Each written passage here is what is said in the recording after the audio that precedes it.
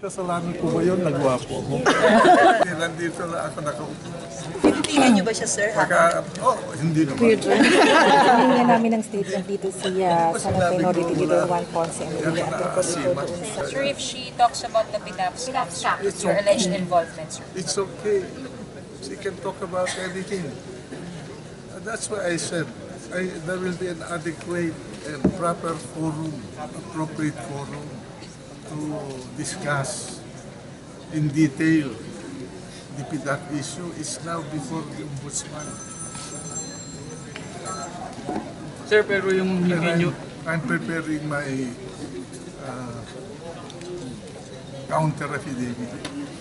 Matagal na yung martial law. Naka-ukit yun sa kasaysayan natin, di ba? Hindi naman ako nakikipaglaban maski kanino. Sinasabi ko lang yung katotohanan. At lahat yung sinabi ko lang dito. Ano sir yung mga document? So ready rin kayo, sir, ha? Ready rin kayo. Kasi nandiyan lang.